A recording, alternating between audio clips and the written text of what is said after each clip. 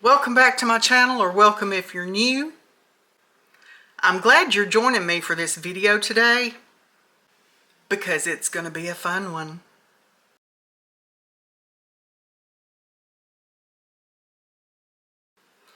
You know, we're coming upon 'tis the season for all kinds of goodies.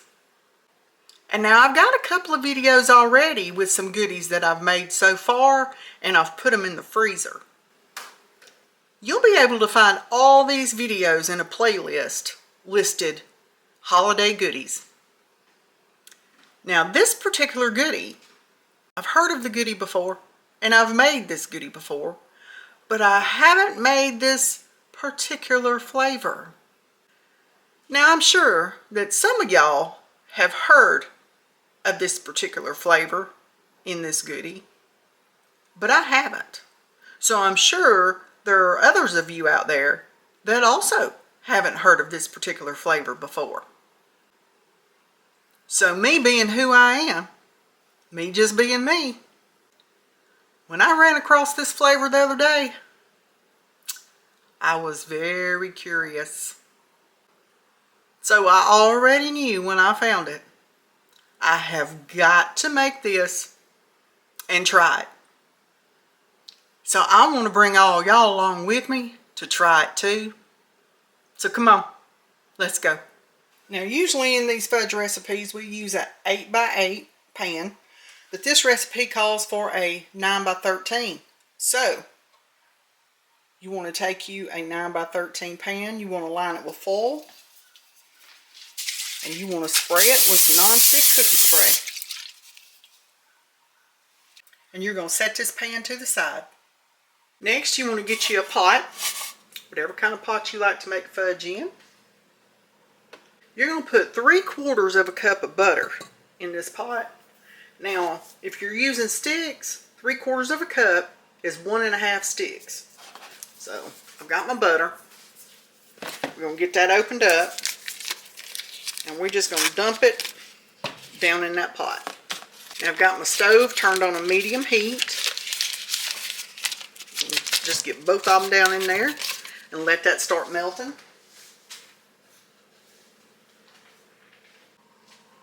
Now to this butter you want to add 3 cups. Yes, you heard that correctly. 3 cups of granulated sugar. That's a lot of sugar. That's what it calls for. That's what we're going in with. And there's actually no measurement on this in the recipe, but it calls for a pinch of salt. So we're going to call that a pinch. It might actually be pronounced pinch, but I just say it how I talk, so it's pinch. It's a pinch of salt. To your butter, sugar, and salt, you want to add 1 cup of heavy whipping cream.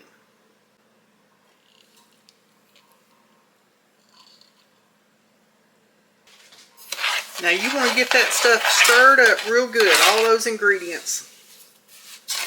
That butter's melting. You've got your heavy cream in there, your sugar, and your salt. We just want that butter to melt down. Get all this nice and combined. And we actually want to bring this to a boil. So when you're making fudge, really when you're making any kind of candy, you want to keep your eye closely on whatever it is that you're making, because sugar and butter, all those things tend to burn very quickly if you're not careful. So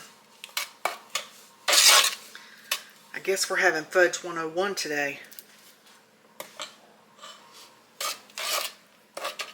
We're still letting this get melted down and combined.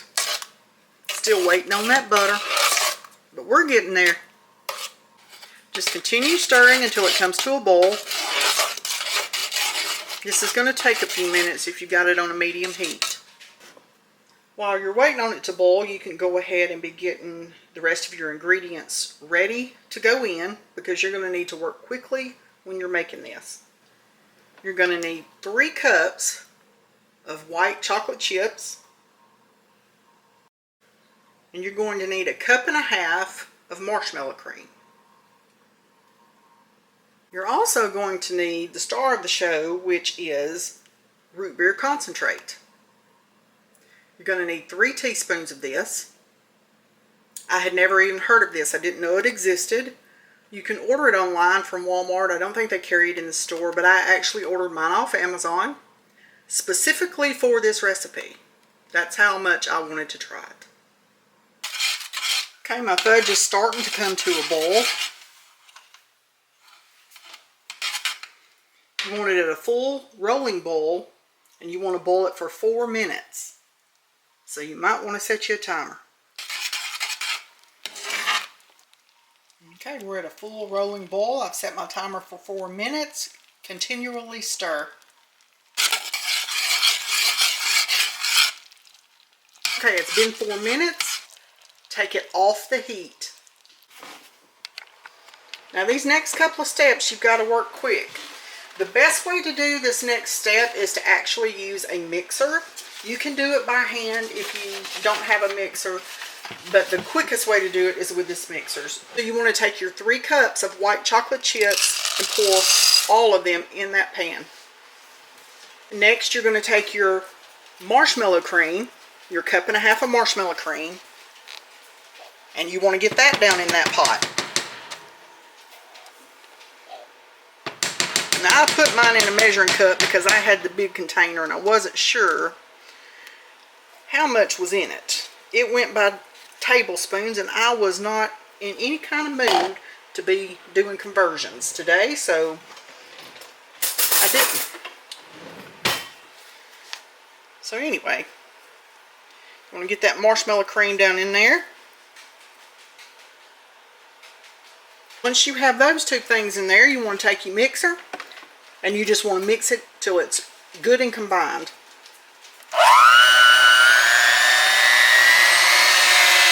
Okay, now we're going to take this fudge that we just got mixed up. You're going to take your 9x13 full lined pan and you're going to take this fudge right here and you're going to pour half of that. You got to judge about half. You're going to pour half of that in this pan.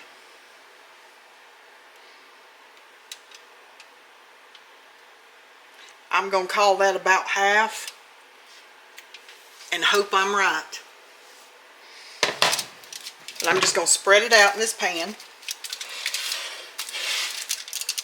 It's going to start setting up, so work quickly to get it spread out in the pan.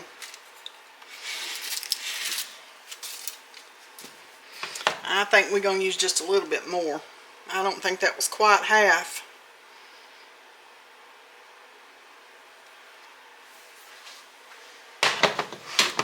Let's try that. That's better. See, when you're cooking, it's all trial and error a lot of the times, especially when it's something you've never made before.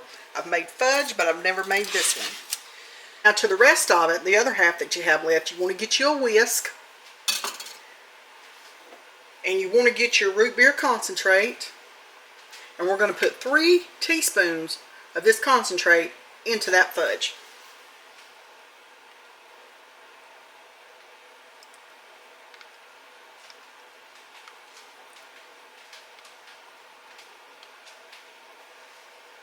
Now you want to whisk that in really quickly. Get that root beer concentrate flavor all mixed in to your fudge.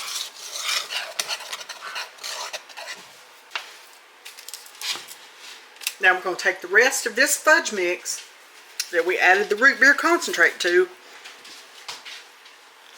and we're going to pour it right off on top of that we already have in the pan.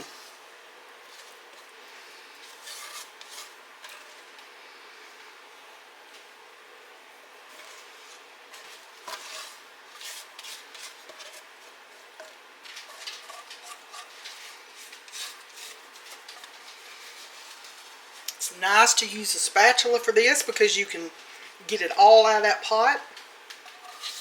And you can sling it around your kitchen like I just did. Hey, Why not? The holidays were made for having a good time, right? And yes, that would have been way too much for an 8x8 pan, so make sure you get you a 9x13. Or maybe you could use two 8x8s if that's all you had to use. Just spread the rest of that fudge out on top of the other.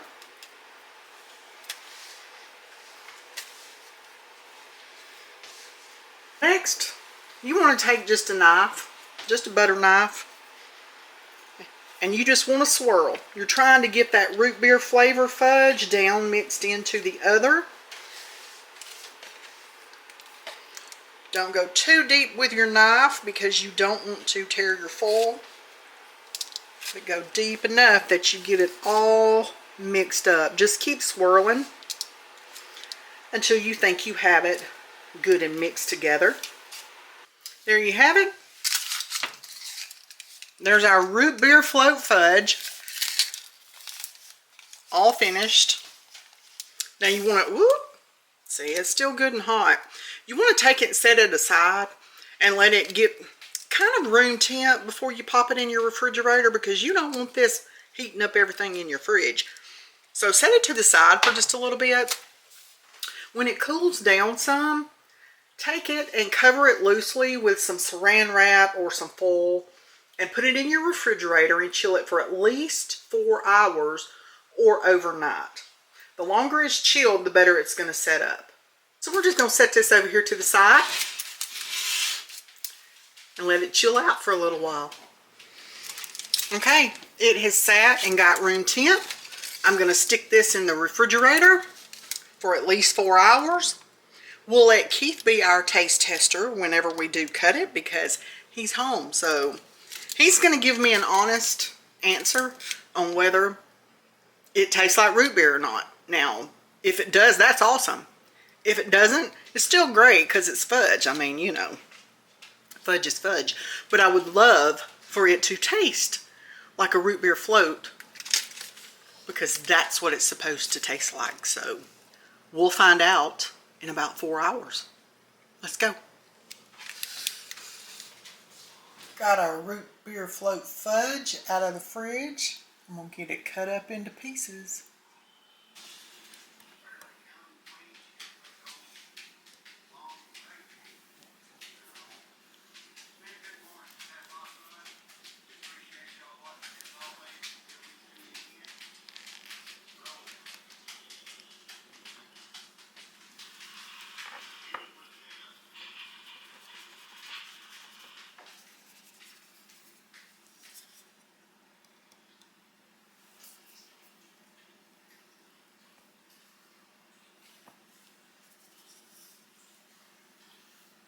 Okay.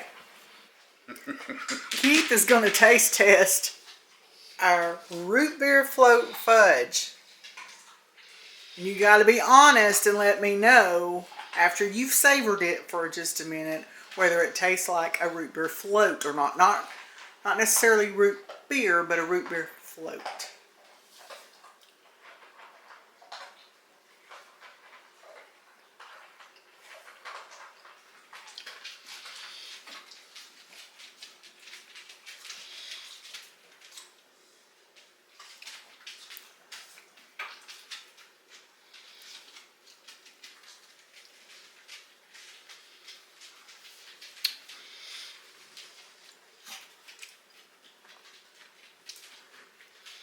Close. Close. Is it good? It's good. What does it taste like to you? Because I know everybody's tastes are different, but to you, what does it remind you of? It's just like, well, it's kind of a mixture between vanilla ice cream and root beer. Well, that's a root beer float fudge. Yeah, but it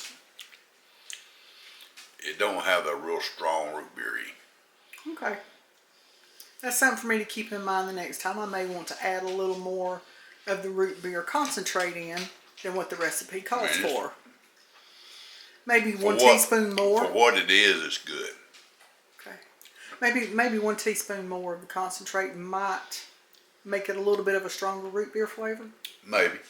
Okay. Don't know. Okay. We'll know next time. But the next time I'm probably going to half the recipe. That's a lot of fudge. That is a lot of fudge, but it's going in the freezer, so. Thank you. You're welcome. It must be good. He got a second piece, so. Well, it ain't bad. Still, it ain't good as the Butterfinger. I hope you enjoyed today's video making root beer float fudge. You're going to have to try it. I tell you what, by the time these holidays are over with, my folks going to be tired of some fudge. They really are. That's okay though. You can store this in the freezer. And you don't have to have it just for holidays.